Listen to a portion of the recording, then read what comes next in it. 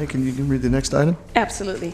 Your next item is Resolution Number 2018-014, adopting the fiscal year 2018-2019 final general fund budget, and Resolution Number 2018-015, adopting the fiscal year 2018-2019 final PEG fee fund budget.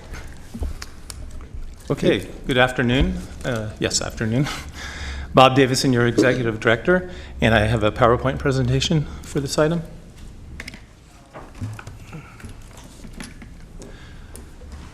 So I'll be pointing out there are some changes from proposed budget to final budget, and significantly for the general fund. So the PowerPoint deals with the general fund, and there's some adjustments to the PEG fund budget as well, which I'll go over after the PowerPoint. Okay. Well, I'm showing my ineptitude at technology. Let's try this one. Okay. One of them works. So first of all, we have adjustments to revenue. We have a little bit more interest, which is always good. We have just completed the commission audit for 2 fiscal years, and that is later on on today's agenda. But as part of that audit, the auditor goes through and adjusts the books. And with adjusting the books, sometimes they make changes to the funds. So there is a reduction in the carry forward fund balance based upon the adjustments that are made by the auditor. If you recall, 2 years ago, we had such adjustments. The general fund, actually, 2 years ago, I think, actually had some extra, and then the PEG fund, there were some adjustments that were made that we had to adjust for. Well, today there is a reduction to the general fund, which, quite frankly, with contingency and such, would have been pretty surmountable without much of an issue with the member agencies. Except, I think, more significantly, is the middle row there. Franchise fees are trending down significantly lower than even what we were presenting at proposed budget. So I'll go to the next slide and I'll try to explain a little bit about what's going on. So here is our graph of franchise fees that goes back till just after DIVCA, actually, the 2007-8 budget year. And you can see, for a good portion of that time, things were going up, things were going up, things were going up. And then starting in 15-16, there's a lot of issues, but most significantly that was affecting this graph here was AT&T abandoning their UVerse product and going towards a direct TV over-the-top product that doesn't pay franchise fees. So we have been adjusting for that and watching that, and that's, I think, been part of the commission discussion over the last couple of years. So when you look at last year's revenue, franchise fee revenue for, by the way, this is for all 3 cable companies combined. So this is a combination of Comcast, AT&T, and I almost said SureWest Consolidated Communications. Last year, we actually received $13.9 million in franchise fee revenue. So we had budgeted, I think, $13,750,000 for this year, and that looked to be about the trend, where the trend was taking franchise fees. So we were trying to even be a little bit conservative. But now we got the first 2 quarters of 2018 franchise fees receipts, and in addition to the continued reductions that we're experiencing with AT&T, Comcast revenues for those quarters are between 6 and 7% lower than what they were last year. And so that's the new trend that is significant, and that is different. And in addition, consolidated, the first quarter was down about 3%, which wouldn't be that alarming, but the next quarter is down 10%. So I can't explain, obviously, exactly why it's going down. In regards to Comcast, we did reach out to our auditor, who's audited Comcast in the past, and our auditor has told us that jurisdictions across the nation are experiencing the same thing, even larger numbers, like 10% reductions in Comcast revenues. And again, this is just what, and I believe that some of the jurisdictions did get a response from Comcast, and I think this has to do with a change in their accounting practices. So they feel that there's a change in accounting practices that they can legally take that looks like it's reducing our franchise fee revenues by at least 6 to 7% so far, and it's can't predict what's going to be in line for the next couple of quarters. So, Mr. Natoli. Yeah, Bob, just on that, while you have this chart up, then you said that you were showing I guess in second quarter or second part of the year, a 10% versus what was it, 3%. So the trend, and with this last reference to change in accounting standards, which I think raises a point, an interesting point, and you said that maybe 6 or 7%. You attribute that to the change in accounting methodology, or is it a combination of elements, or for what you can decipher, I guess, from the information that's available to you? yeah, and I certainly don't know for sure, Right. but just from the little bit of information I got from reaching out to our auditor, I do believe that Comcast has went on record in responding to many of the jurisdictions that have been seeing similar and citing accounting. I should have brought that email. I could have just read it for you. Sure. So I don't have that, but to say that the 6 to 7% that we're seeing is directly related to that, that's really impossible to tell until we actually do an audit of the commission. Audit of the Comcast franchise fees. Okay, that clarifies. I guess just to the broader point with the information that was transmitted to you, is that something that can be done unilaterally? Is under a contractual relationship, again, this is not so much a legal question, but just kind of a practical one, that if they're accepted accounting standards, obviously things may evolve over time based upon those who regulate the the businesses, but is it your opinion that unilaterally, whether it's here in this community or elsewhere, that business firms can just do that, and that this commission and other communities have to just accept it, or what's the the route, if in fact that's the explanations offered beyond any legal parameters? Is there somebody else we reach out to legislatively and or a regulatory framework to say, how can this happen here or elsewhere? Obviously, I'm concerned about what happens here, but it may be reflective of what they're doing elsewhere. So. Yeah, I can absolutely reach out to other jurisdictions, and I could work with Best and Krieger, and they have a network and are very steeped in even the issues that go beyond legal that are affecting the cable industry.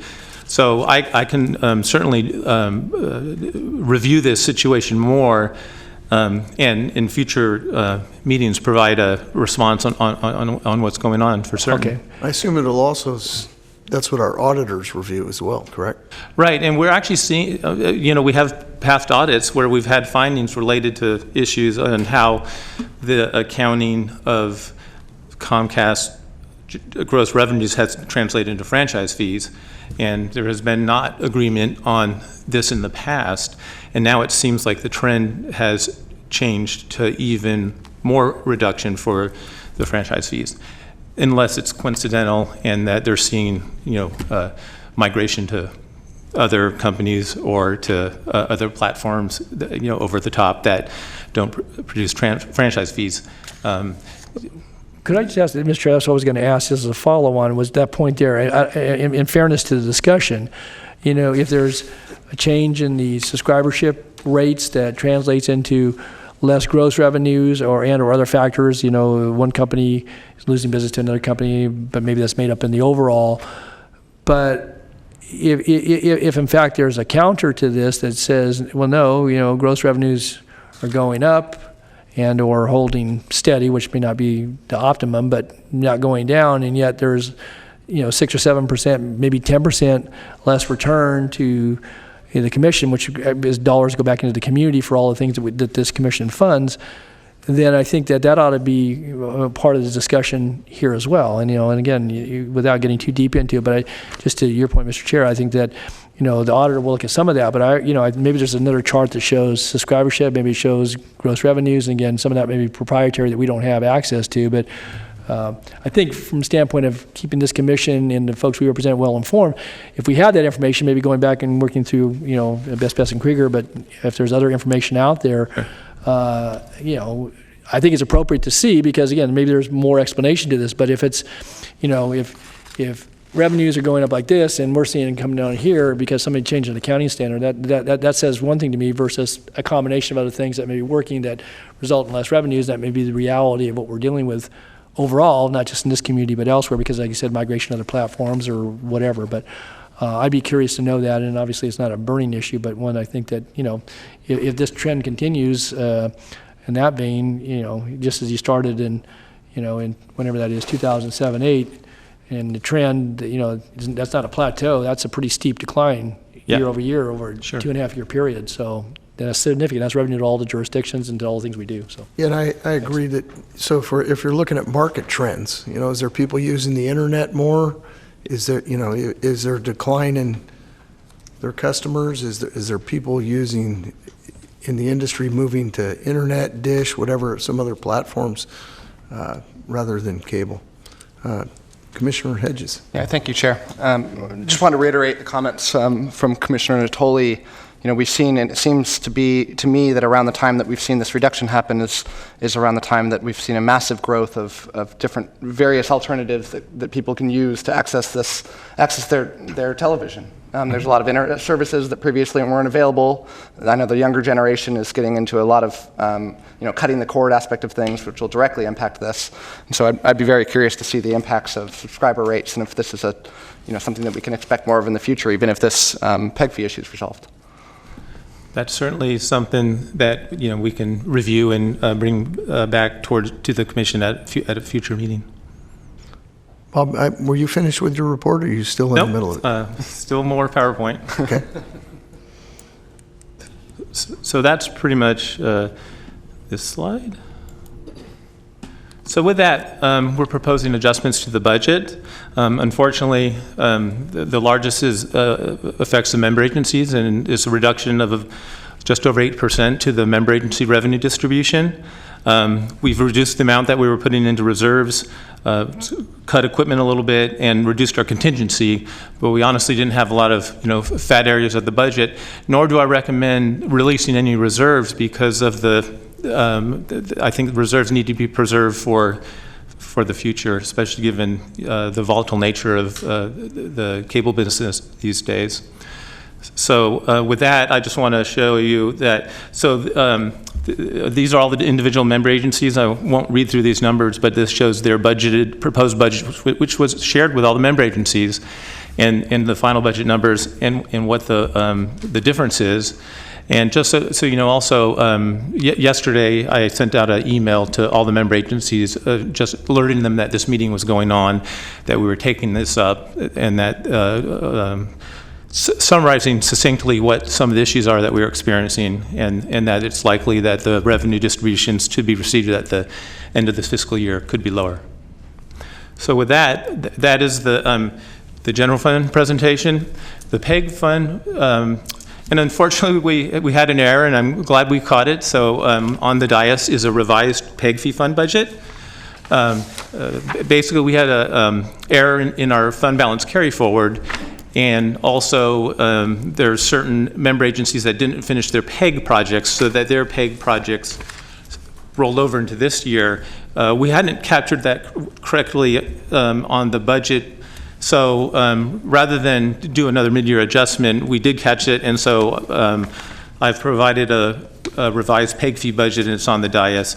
And even though we are experiencing the same reduction of revenue, that's also hitting the PEG side because of some carryover monies and such. It's just not as significant of an issue to deal with, at least today, as the franchise fee budget. So with that, that's the end of the final budget presentation, and I could answer any more questions that you might have.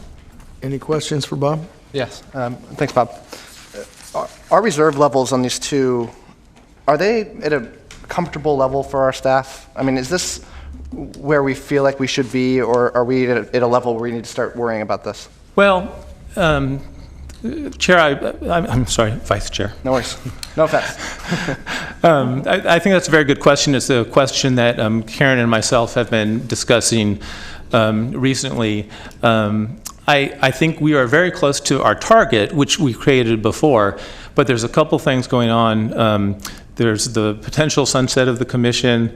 There's the pension liability, which we want to review and bring back to the board for further discussion in the future, and also the volatile nature of franchise fees. We're at about 1.2 million in our reserve, so that's a good number, and that's around the target that we had previously picked before. I do want to come back at a future meeting and address reserves with this board, and in your very question. Do you know which meeting that would be? I would hope either this December or next March. Thank you. But certainly in time, one of the meetings prior to next year's budget meeting. Good. Any other questions? I said one comment, Bob, is when you sent me that you had sent that email out, I thought that was huge to be able to kind of give advance notice that to all the members that there's going to potentially be a reduction. So Yeah. giving everybody a heads up for this meeting, so if there was any feedback that somebody had, it gave each of the cities and county the opportunity to give that feedback. So with that, since there's no other questions, I'll open public comment. I don't have any speakers signed up. I don't see anybody running down to the podium. Gary, the opportunity for you to talk. We'll go ahead and go to board deliberation and direction. Is there any deliberation from the members? Okay, I see none. So is there a motion to approve the resolution number? Does the resolution need to be read in? Do you need it, or can we just go on staff's? Let's see. How about it's recommended that the board approve resolution number 2018-014, attachment 1, adopting the fiscal year general fund 94A budget, and resolution number 2018-015, the revised version, which is on the dais and labeled agenda item 2, exhibit 2, and that's adopting the fiscal year 18-19 final PEG fee fund 94B budget, along with all the documents that are included in the staff report. Okay, do we have a motion? We have a motion from Mr. Natoli. Is there a second? Second. Motion and a second. Vote on your screen, please.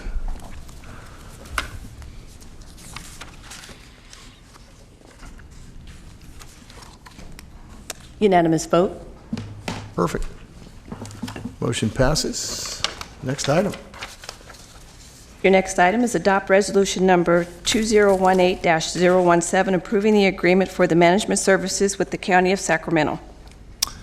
Okay, so as some of you know, I was hired as executive director in 2006.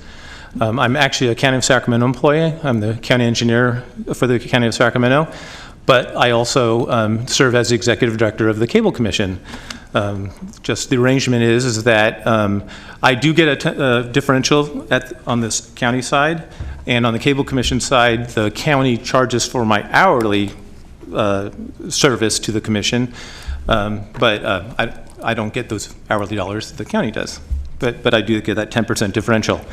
Anyway, I was hired in 2006, and there was an original agreement that specified those terms, and it also specified that when I'm executive director of the Cable Commission, I work for the Cable Commission at the direction of this board and not at the direction of the county board or any other board or council. So that agreement expired in 2009, and since then, both parties have continued to honor the terms of that agreement, but hasn't been an extension of that agreement yet. We've conferred, I believe we've discussed at this board before, and we've conferred with council that was appropriate, that was legal for that to continue, assuming both parties were in concurrence. But now I've talked to some county management, and I think there's appetite at the county to take this agreement to the board. So with that, I worked with legal counsel to update the agreement, and also to provide that I believe the original agreement identified my old position as the executive director, and I don't want to all of a sudden bring that person over.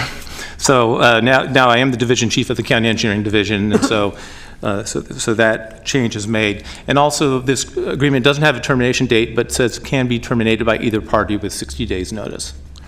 The fiscal impact, there's a minimum cost of about $57,000 per year, and that's the minimum rate, and that's based on 6 hours a week. I know I work more than 6 hours a week, but sometimes at home, but the county can charge for more than the minimum rate, and so I think typically that amount, Karen can correct me if I'm wrong, but it has been around $70,000 to $80,000. Is that about right? Mm-hmm. Okay. So with that, I recommend that Commission Board adopt the attached resolution approving the agreement for management services with the County of Sacramento. Do we have any questions for Bob? You know, Bob, if you keep getting promoted, you're going to be too big for us soon. Yeah, the balance is always the art, and balancing the home life, you know. So I'm not just doing this at 8 o'clock and not with the kids, but I do my best to balance all obligations, and I enjoy working for the county, and I enjoy this job. So. Thank you, Bob. So we'll open and close public comments since there's no one signed up to speak, and ask for a motion to adopt the resolution that was just read in. We have a motion in a second. All those in favor, please vote on screen. Unanimous vote with those present. Okay, motion passes. Next item, please. Your next item is addition of second Metro Cable Technical Coordinator position. Okay, so basically, right now, for the technical part of what Metro Cable does, and it's quite a lot, it's obviously getting these meetings and council and board meetings and such on TV. The crew that worked with the equipment. We've had a technical coordinator position for a long time, and several years ago, because of that increased activity, especially with the advent of the PEG fee, which pretty much doubled that work, we brought on the technical assistant position. Well, now we've had a technical assistant. His name's Kevin Benyon, and I don't see him out here. He should come out here because... There he is. Okay. He's out here. They have your back, Bob. It's good to have a staff that has your back, right? Anyway, he's not working at the assistant level anymore. We've outlined what he does in this staff report, so I won't go into the detail, but his expertise, his skill is really at a higher level to, just to continue to have him as a entry-level assistant position. So, the technical coordinator position is a technical position that reports to the production director. So the technical coordinator position is not like a position that has staff and such. So in other words, there can be two technical coordinators. There's nothing wrong with that. And it's a position that we already have too. And actually the bottom step of that position actually starts, right above the top step of the technical assistant position. So with that, I would certainly like to promote Kevin to the technical coordinator position. But with that, I need some board action today. So with the approval of today's resolution, contingent upon my promotion of a candidate to the technical coordinator position, that would fund an additional technical coordinator position and unfund technical assistant position. So with that, I recommend that the board approve adding the second technical coordinator position and removing the TA position from the list of funded positions for fiscal year 18-19, contingent upon my promotion of a candidate to the technical coordinator position, the second position. And I might have mentioned there was a resolution. It's actually an action by your board, not a resolution. So. Okay, is there any questions, Bob? Bob, just to be clear, he was at a final step right below this step one? No, he's not at the final step, just to be honest, but he's certainly working and has the aptitude to work at the entry-level step for that technical coordinator position. So it's more than a 5% bump for him. But the step he's on right now is just below this step one? The step he is at now is at the middle step. Step- So the recommendation is to promote him to step 1 of the technical coordinator position. So he's right in the middle right now. But the amount that he's currently getting is just a bit below this bottom step that we're at now. Is that correct? So is he at step 3, Karen? I believe it equates to a 16% increase in his salary. Thank you. I assume the 5,600 is the total compensation for the increase? Correct, With all the for the indirects- remaining with all the fiscal year. indirects and overheads. For the remaining fiscal year. Perfect. Any other questions? Open public comment, closed public comment, and is there a motion to approve the addition of the second Metro Cable technical coordinator position? There's a motion? Yes, we have a motion and a second. Please vote. Oh, I did want Kevin to stand up and I did want to thank Kevin. He's well deserving of this, and so. Question? I don't want to, I'm not going to vote twice. That's what my only question. I'm trying to log out, and it's not logging out. Anyway, Unless you want 2 votes, but I don't think that's the way it works around here, so. We're not in New York. Want me to No. clear it and do it again? Huh? Yeah, why don't you just clear it, yeah. You're good? Yeah. Okay. Has everyone voted? Yes. Mr. Natoli, you're good with your vote? Yeah, I got a recuse and a yes, so, And because I you're can't good? clear that screen, so. you want to do yeah, a voice? I'm going to vote Should we do a yes. voice vote? Let me try it. Get that technical coordinator out here. Okay, you want us to Now, Try revote? it, try it log again. Let's take it again, Okay, please. just one time. Okay, I got it. Well, you don't waste any time. Otherwise, I'm going to start And rumors take the that vote again, please. our county supervisor votes twice. No, nothing. You good, no Renee? problem. Mr. Fox. There we go. Unanimous vote. Perfect. Thank you. Congratulations, Kevin. Thank you. I even tried to vote twice, Kevin, see? I thought about it.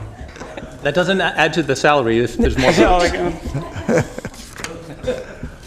Thank you. Thanks, Kevin. Congratulations.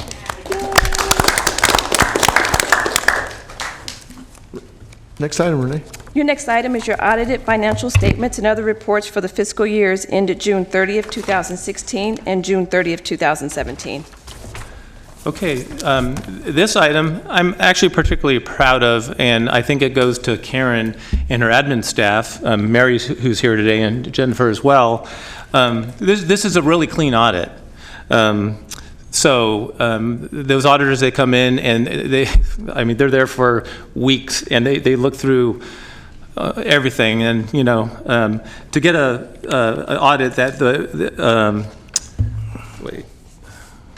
that says that there's no significant deficiencies, no findings related to any significant deficiencies is excellent, and I'm very happy about that. So, and I do want to compliment my staff. There are 2 findings, and they're pretty minor findings. One is having to do with fixed assets and assigning residual values. If a fixed asset is going to be surplus, there's really no residual value, so it's a practice that we will change based upon the auditor's recommendations. And they want us to implement, or suggesting that we implement, a risk assessment process. So I'm going to meet with staff and maybe our consultant HR to go, possibly BB&K, but review the audit finding related to a risk assessment process, and that would be a future item for this board. So with that, I recommend that you receive and file the audits for the fiscal years ended June 30, 16 and June 30, 17. Any questions for Bob? No, great work. Yeah, congratulations on a really, really clean audit. I've been involved with a lot of audits, and to have those minor items is a testimony of what you guys have been able to do. Congratulations. Thank you. Yeah. So we open and close public comments since we have no one to speak, and it's a receive and file. So next item, please.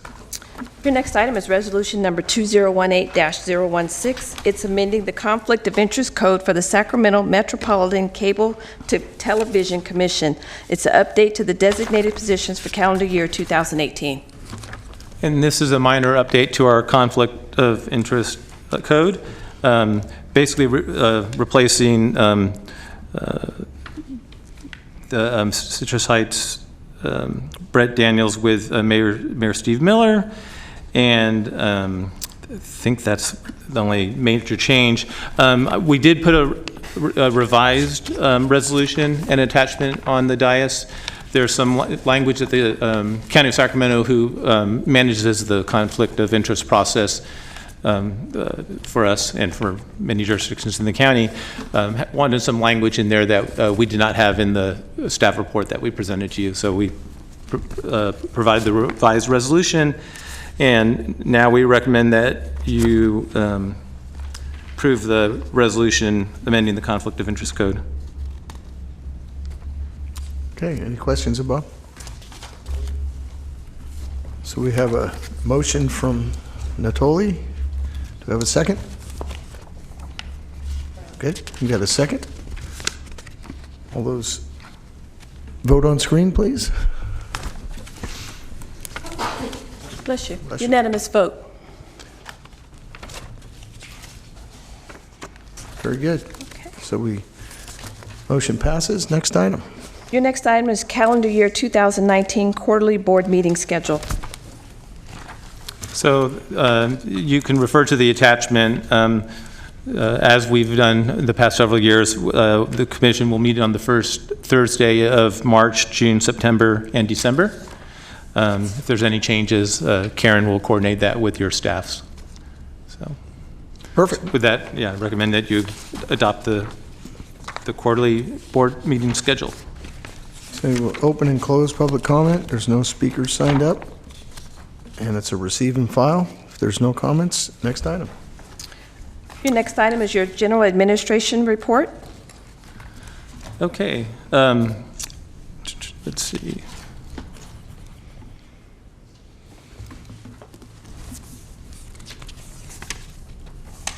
So I'm going to go right to the second item. So there are a couple of things that staff is watching that could have some significant impact.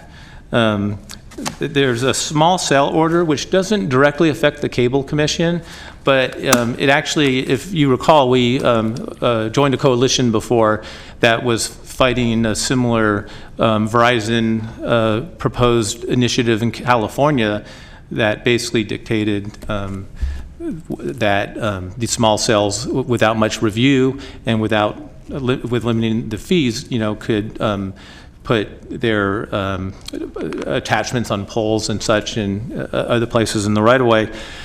So that was not successful in California, but now the FCC has just reviewed that, and Josh Nelson from BB&K has more information on that. But before I turn over to Josh, I'll just introduce both items. And the second, I think, is a significant issue. The FCC is taking on looking at offsets to franchise fees based upon in-kind cost. So, for example, right now we get our franchise fees, we get our PEG fees. But the companies don't get an offset for the PEG channels that they provide, or other things that they likely provide that are related to PEG.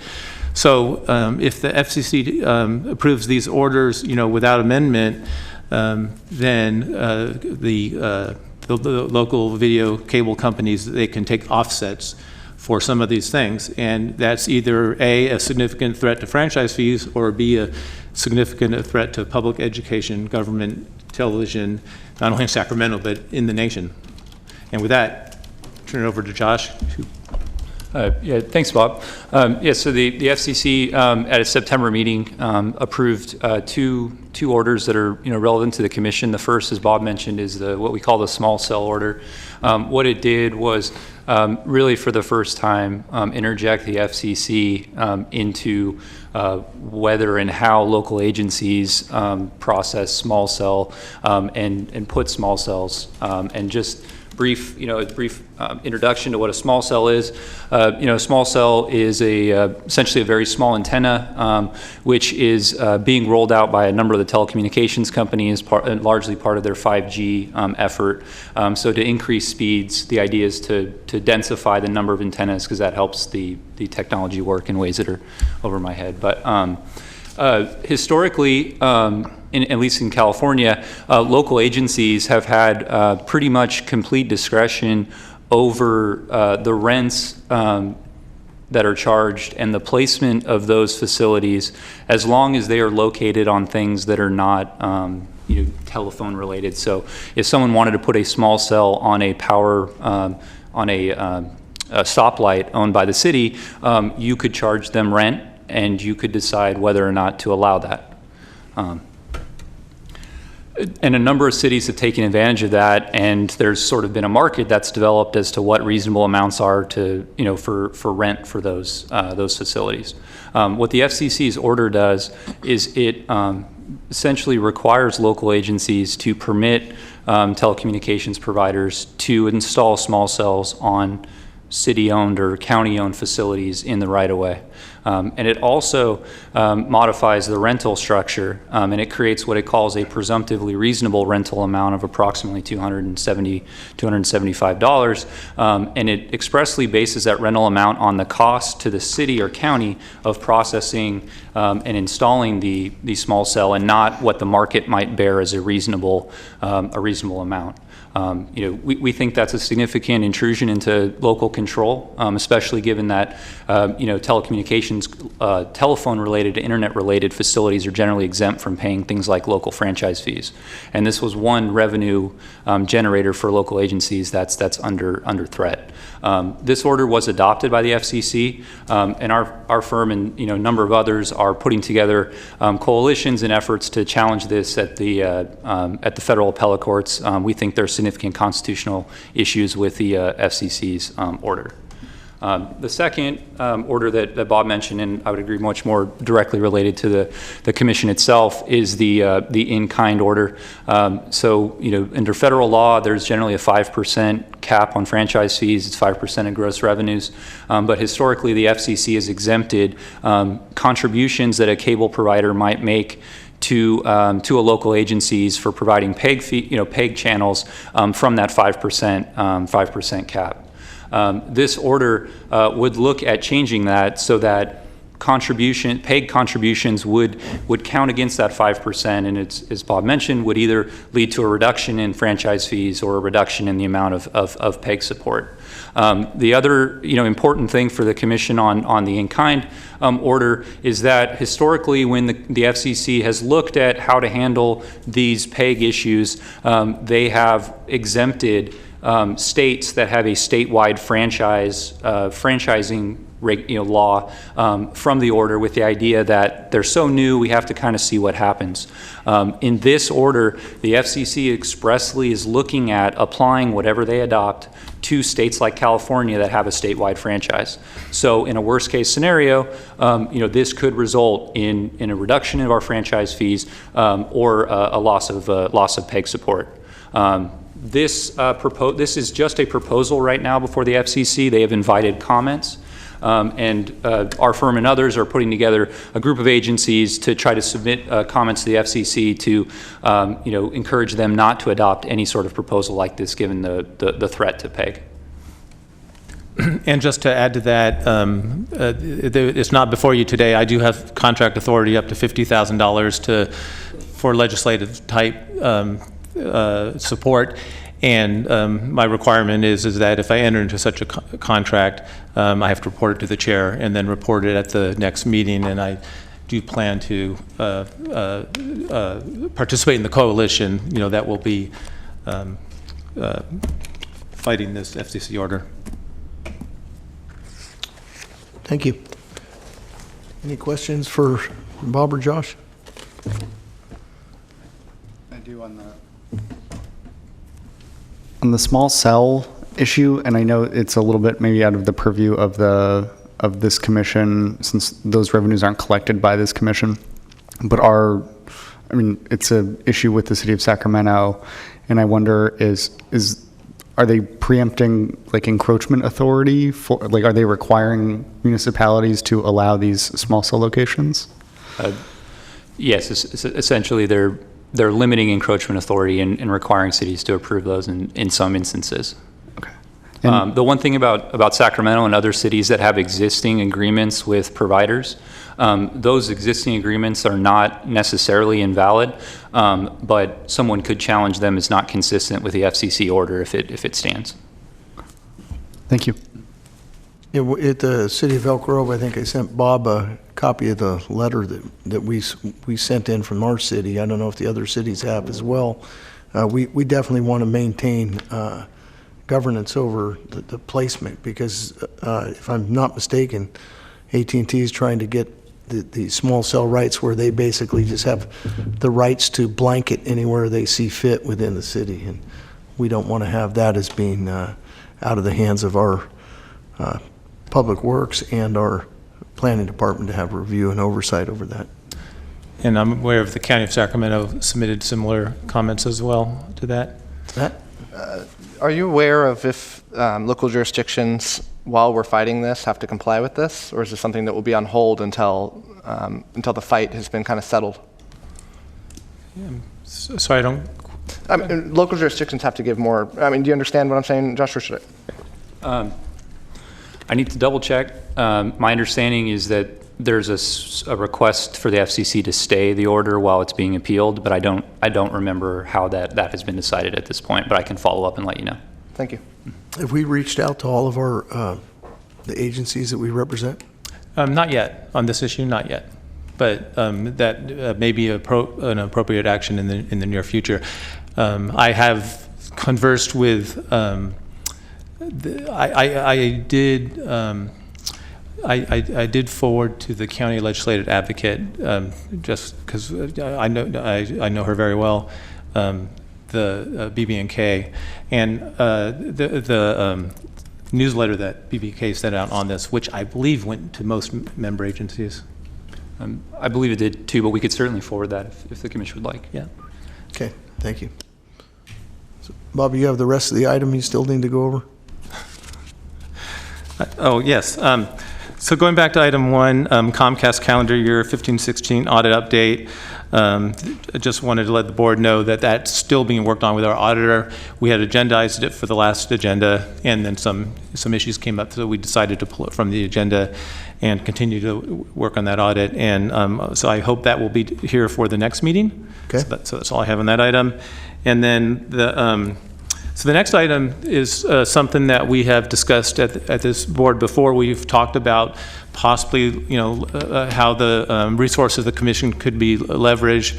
And I know Sarah Polo brought in some ideas that were either hers or Gara's. Eric's, but okay. yes. Just want to clarify that. I want to credit the right person, and about possibly doing some PSAs. And so what they did do is they went out and they worked with Access Sacramento to prepare a public service announcement, and I've reviewed it. Sarah, would you like to say any words before we tee that up? No, just appreciate all of you letting us try this out and treat it as a pilot. And Eric showed it at all of his summer movie nights, which he holds throughout his district. And everyone loved it, and they had a lot of questions, and it sparked a lot of discussion about being water-wise. So, and I think you have the video to show. Yes. So if we can play that video. These darn sprinklers, I can't get them to work. Hey there, Councilman Guetta. Are you having trouble? Do you know where you can get help for your sprinklers? Sacramento WaterWise is a program created by the city that has services to help you out. You can get a rebate to get more efficient water sprinklers and up to $1,500 to replace your turf with drought-tolerant plant. Call 916-264-5011 for a free WaterWise house call. I wish I knew that 2 hours ago. I'll give them a call now. Sacramento City is committed to water conservation and efficiency. There are many resources available to help you. You can visit sacwaterwise.com to get started today.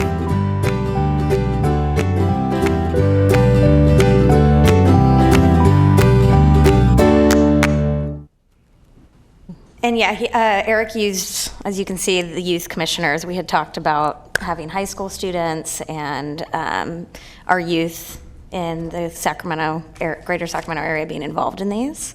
And so we did that. And I think there was some additional points we wanted to make, that this didn't come out of commission dollars, that Eric's staff did all of the legwork on developing the script, making sure they didn't violate any campaign rules and not making sure it's not a commercial, and following Access Sac's guidelines for PSAs, and working with the city's Department of Utilities to make sure the information was correct. So it took, I think, very little. Gary could elaborate if he'd like later, but I think it took very little time, and it was pretty efficient because there was a lot of legwork done on the back end ahead of time. So That's great. Great, thank you. Any other comments on this? Okay. Your next item is channel licensee reports. All right. So we'll go ladies first. Liz Rhodes.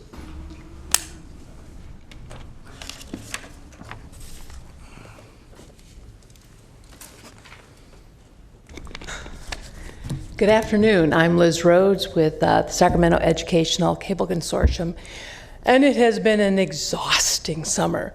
We have a new home, we have a new look, and we have a lot of new projects. So I think we have sent out a notice, and you'll see in a minute our new logo, which kind of encapsulates a little bit more about who we are and what we actually do. We're really excited about it. And it's kind of given us a little push to get out there and do a little bit more with our SIVA labs that you fund. So first off, we are going to be funding the first half of those 10 new ones for the first half of the year. And that's half the money. Some of those sites are enhancements and expansions within the school, which is fantastic. We've got one site where they're asking for each of the grades to have their own, their own kit to go out and do, field production, and then bring it back to the studio that you funded. So it's very exciting. We've got over 40 plus now. These new 10 put us well over 50. And the teachers are enthusiastic, they're excited. So one of the things that we've done and we added to our program this year is that we coordinate all of those SIVA teachers and all media teachers, and we bring them together. We're going to bring them together 4 times in the evening. We give them dinner, and the idea is that they share. And the camaraderie between those teachers is incredible. We've already had the middle schools going to the high school, so the articulation between the two is phenomenal. We have a forum online for them to exchange ideas, and it's just growing tremendously. And I wish there was a way that you could see the enthusiasm and excitement, and then how that translates to the work that the students do. We've got a couple of new ones that have just started their morning shows. If you look on our website, you can see the new morning shows. We're trying to get everything out there, not only on the cable channels, but also on the internet and YouTube and the district websites. The districts have been very supportive, and the districts are also celebrating these SIVA teachers. So we have what we call our SIVA Teacher of the Week, where we take one teacher, we interview the students, and a lot of that we've already had canned from last year, and we put it together, and it's a way to celebrate with the community the awesome work that these teachers are doing, and we have one that I'm going to show you in just a minute. The other thing that we've done is, and I'm very excited about this, is the collaboration between the districts with what we're calling a family engagement forum. A lot of our districts have, family engagement units or parent universities called FACE, where they reach out, and the idea is to help the parents help their students succeed and kind of get over the hurdles within, their students' lives, and collaboration and cooperation, and communication, with the home. And some of the districts in our area are very blessed and have very large staffs, and some districts, for example, Elk Grove, only has one person. And what we're finding is everybody's on the same page, everybody is trying to do the same thing. So we've pulled these people together, we've pulled together the work that they've done, and you'll see in a minute a little PSA we put together. So we are actually programming content that they have produced, or content that we've been able to pull in from other sources. And so the sharing that's going on with that, and that outreach into the community to help the parents, is growing tremendously. And then we took the SIVA, I don't know how many of you are aware that October is anti-bullying month. So we took the PSAs that the students did from the SIVA labs, and we've paired them with some of these programs and are dropping them in not only on the websites, but on the cable channels. So again, in Sacramento, we're so unique that we have this ability to cooperate and to collaborate and to put the content on the channels, as well as put them on the district websites, on the district YouTubes, on the school YouTubes. So the growth is phenomenal. So having said all of that, if we could roll the tape, I'll give you just a quick look at those 3 projects. First with our brand new logo.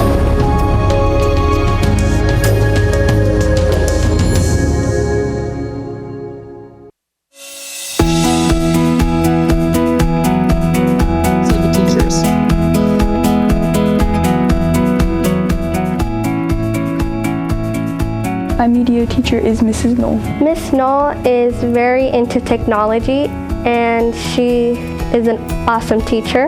She's really nice, and how she's taught me about media is she has helped me understand like how to edit, how to use WeVideo. If you need to know how to change a background or something, she'll tell you, and then she'll make it look easy. Well, she is an amazing teacher, and when I ask her for help, she's willing to, and not like, again. And I really respect her. She's my favorite teacher of all time. She's just an amazing teacher, the best teacher I ever had.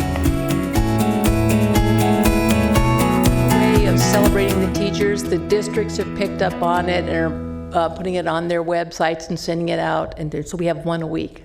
And then our family engagement.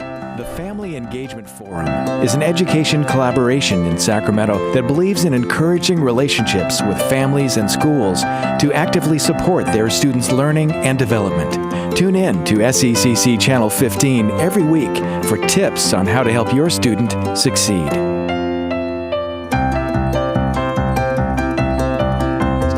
Everywhere from why school attendance is important to what college, how do you fill out a FAFSA, and some of the districts are so far ahead of others.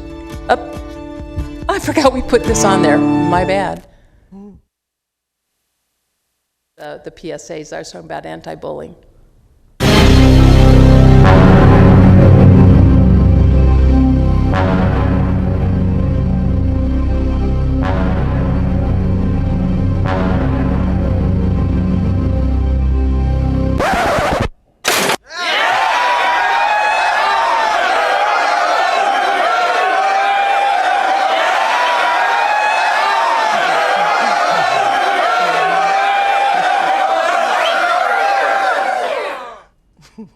Done by one of our students. So, yeah, it is just nice that it all comes together. I just have to say thank you for all your support and your help in making this all possible, because none of it happens without you. So thanks. Thank you for all that you do. I actually know Tammy Knoll. She's actually had me part of one of her videos with her classrooms and had them have the opportunity to interview an elected official. And, you know, she's got the green room set up in her classroom and does all the video and does I think she's eliminated books. She does everything with technology and tries to tie it in with real experiences rather than typical book learning. And so just thinking outside the box, phenomenal lady. Yeah, and if you've been in the classroom, you see how those students want to be there and they're engaged and they're not bored, and you compare that maybe to some other classrooms where not so much. And it's these teachers that, it's from their heart. You know, they put in their time, and it doesn't work without those dynamic teachers, and they're just growing tremendously in our area, and we're really blessed to have them. So it's, like I said, our way of saying thank you and giving them a shout out. So it gets down to kids are our future. So it's and the opportunities these kids are getting to actually use camera equipment, video equipment, editing in elementary school. And it's phenomenal. Thank you for what you've been able to do from elementary all the way up into college. So what you guys have done is phenomenal. We have a great team here in Sacramento. Thank you. Thank you. Okay, next one is Gary Martin.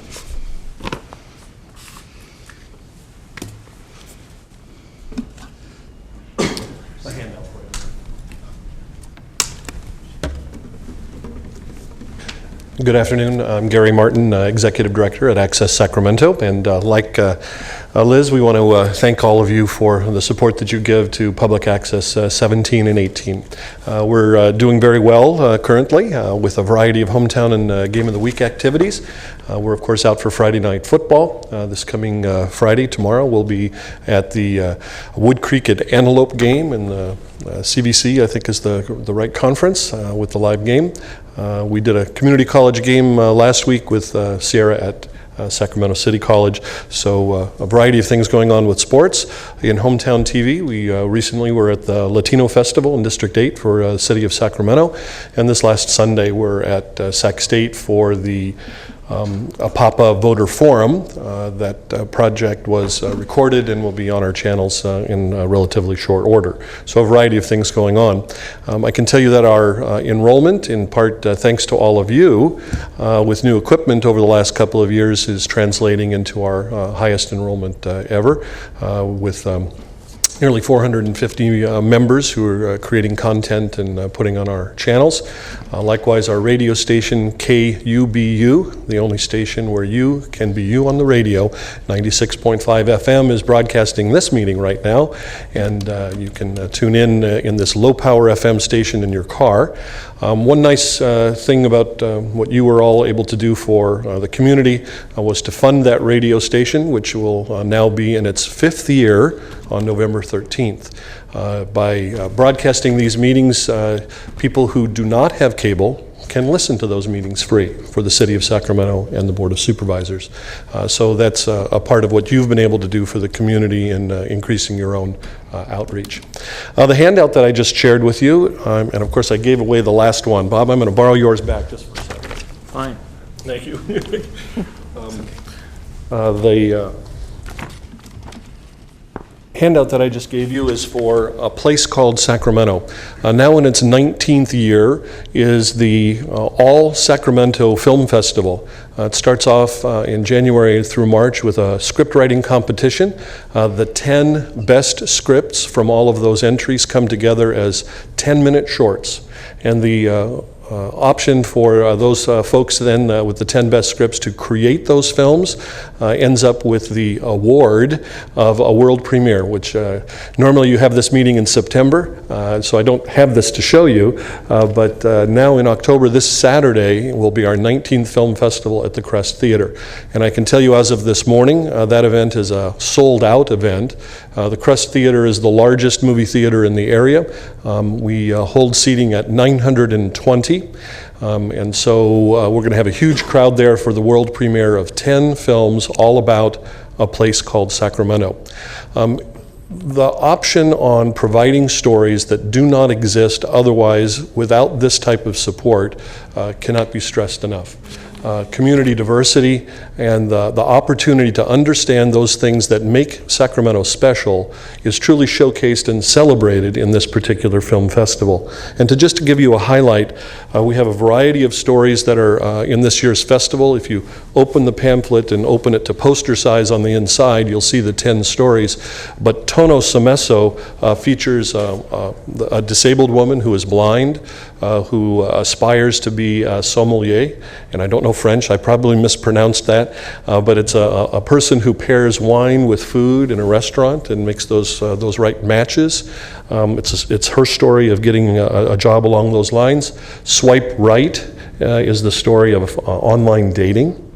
And I feature those two stories in our conversation here today in part because our festival is also getting some love from Channel 31. If you tune in the 7 a.m. hour tomorrow morning, you'll be able to find out more about a place called Sacramento from those two films. The Gift is the story of a relationship with a married couple who are at their 3rd anniversary. The story of Jane and Joe is truly unique. In our 19th year, this is our first musical. A 10-minute musical, which is quite a challenge in general, but we're excited about that because it is our first ever. And then I do also want to mention a story called The Disappeared, because it ties in with this area very dramatically. It's the partially true story of refugees who come from Central America and El Salvador, who have come to our community, and how one family in that community is dealing with an elderly parent who has Alzheimer's. So these stories are told through the benefit of a film festival that we support through Access Sacramento. It is a fundraiser for us as well, but more importantly, it is a celebration of Sacramento and a celebration of filmmaking in our area. And we thank you for all the things that you do for us, both in funding on the franchise side, but also with the equipment side. We've made some enormous strides and can't thank you enough. And if you have questions, I'll be happy to address any questions. Any questions for Gary? Thank you very much. Yeah, Gary, thanks for all that you guys do, and that's pretty enlightening. That's awesome to see that kind of response, and actually, I kind of wish it wasn't sold out. I would have liked to have gone. That would have been a kind of a fun thing to do. If you are asking, I can probably find a way to get you in, and if you talk with me afterwards, I'll see if I can make a ticket happen for you. Okay, maybe we can touch base tomorrow. Okay. All right, thank you very much. Okay. And the last on this category, David Lowe.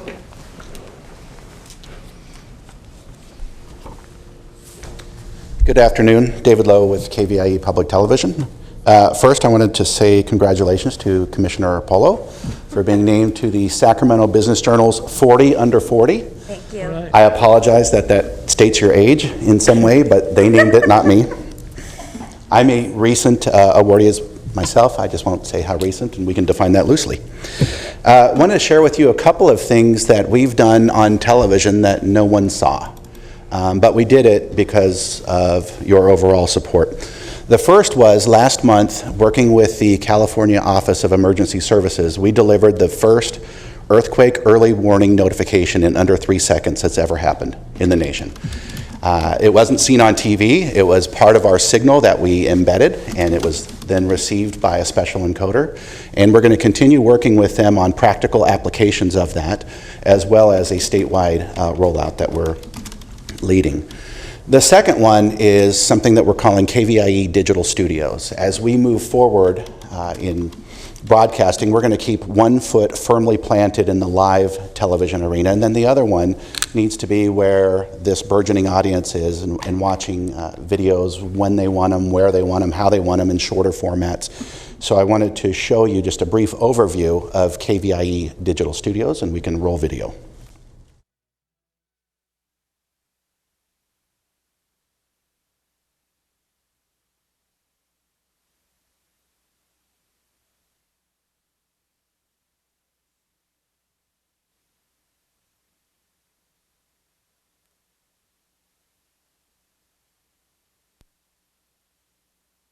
PBS quality you love in shorter. KVIE is bringing you something new. Discover and explore your community through KVIE Digital Studios.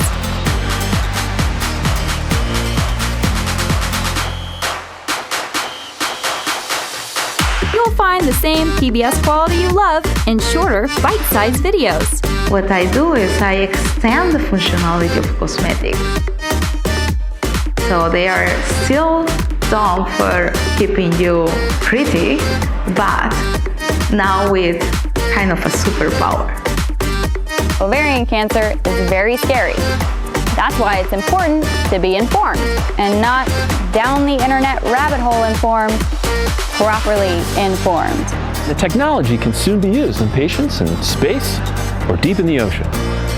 There's just this feeling of like success when you do something on your own, you make something, and then you can look back at it in the future and say, I did that. There's a lot of eye contact. There's a lot of smiles.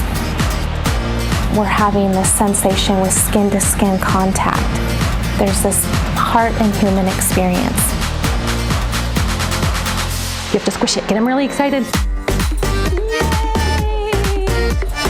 Get inspired, get engaged, and get exploring. KVIE Digital Studios.